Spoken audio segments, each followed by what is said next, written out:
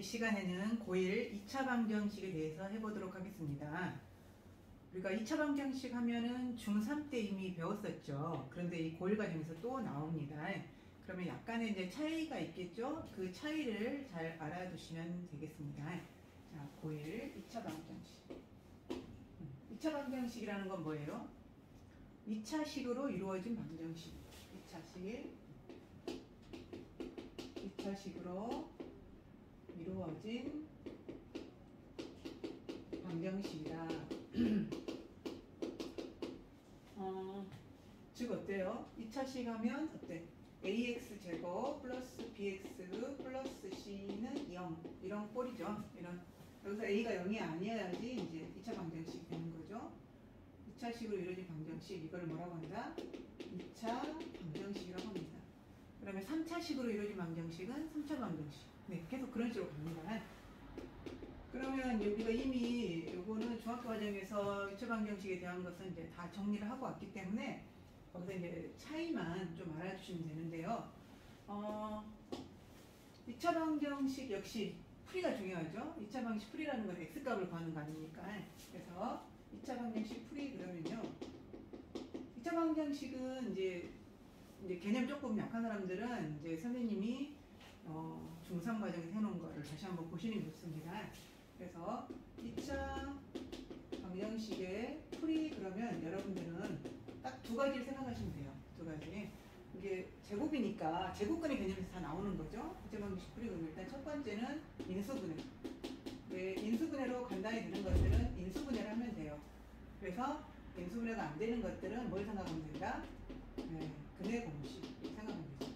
사실 근해 공식 하나만 알아도 되죠. 왜?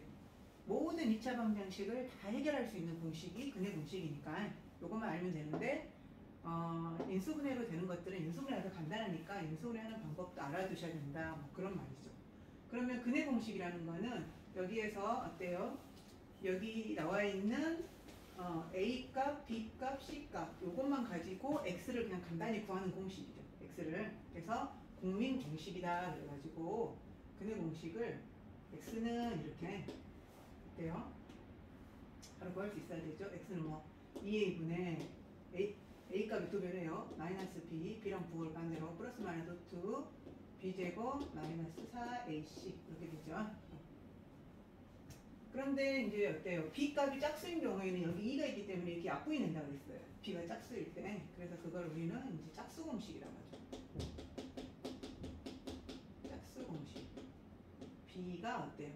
B가 짝수일 때.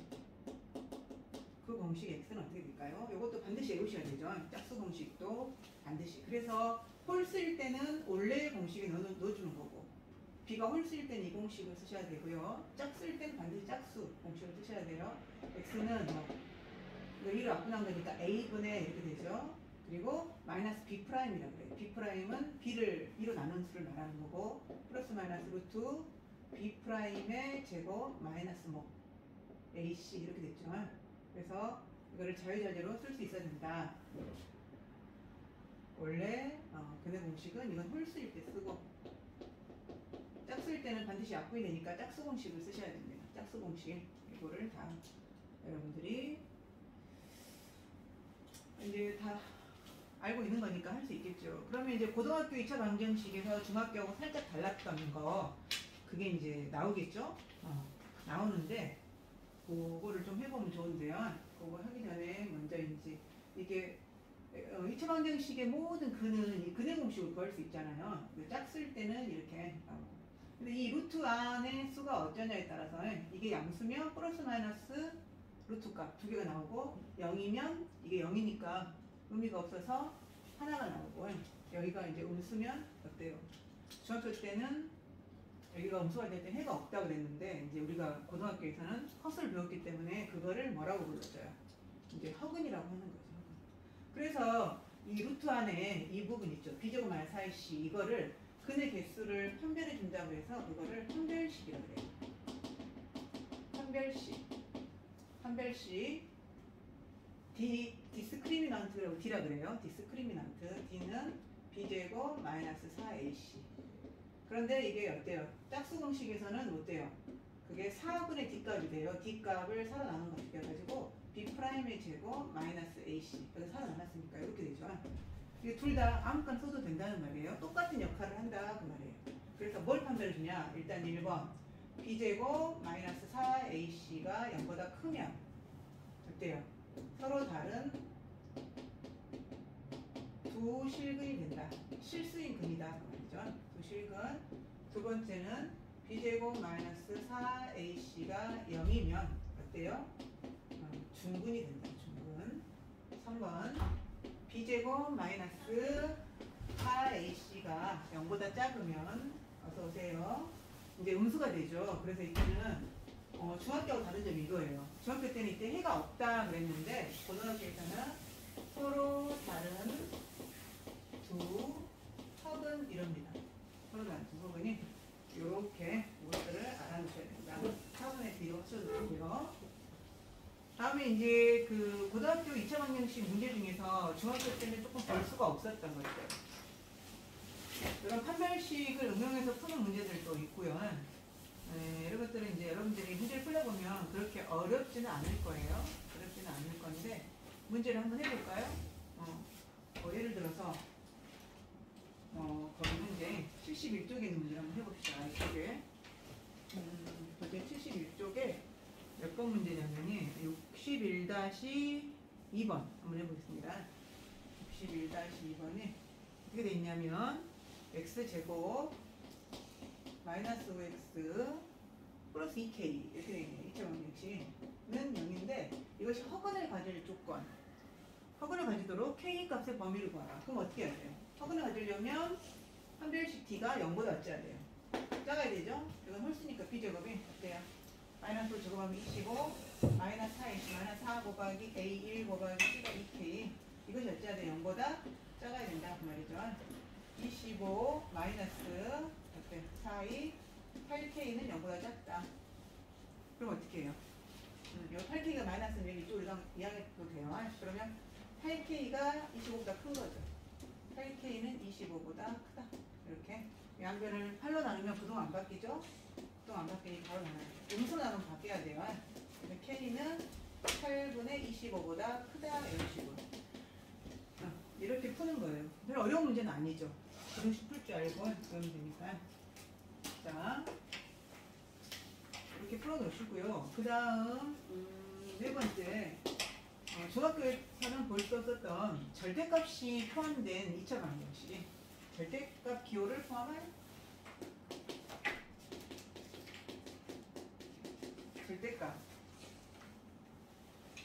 절대값을 포함한 2차 방정식 한번 해보겠습니다.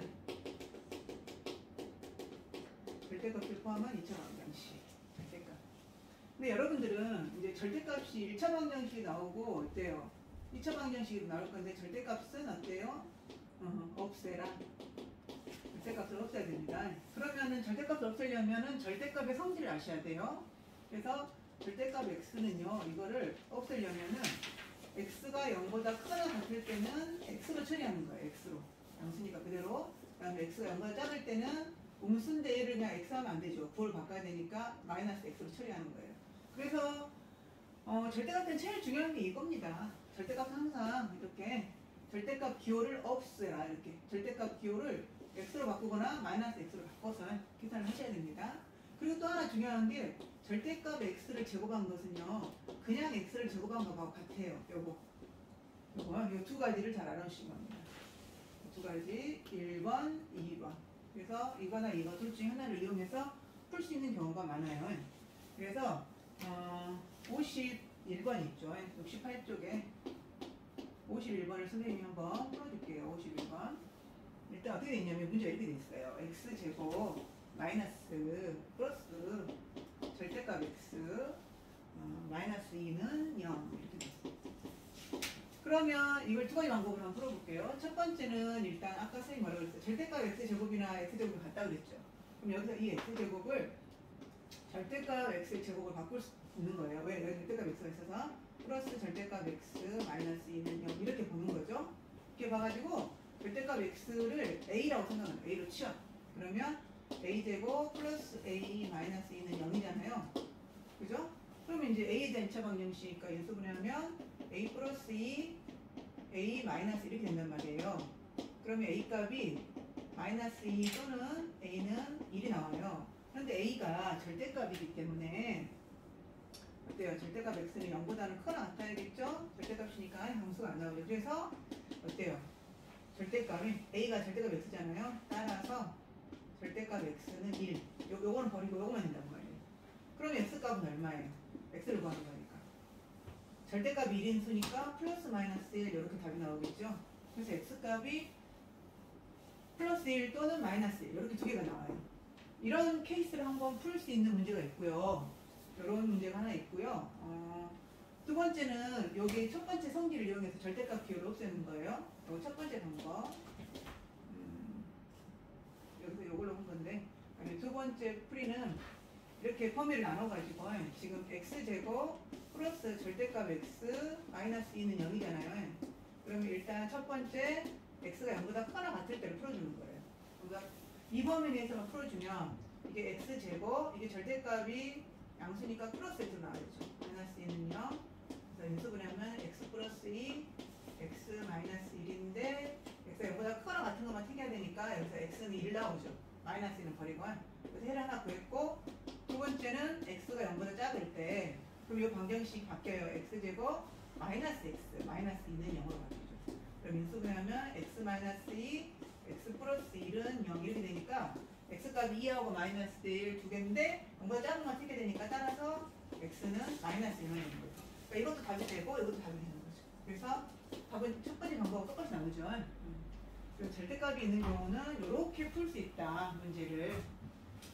그래서 2차 방정식 풀이를 하는데 중3 때 2차 방정식하고 그 차이점을 조금 이렇게 비교를 하면서 공부를 하시면 더 좋을 것 같습니다. 이상입니다.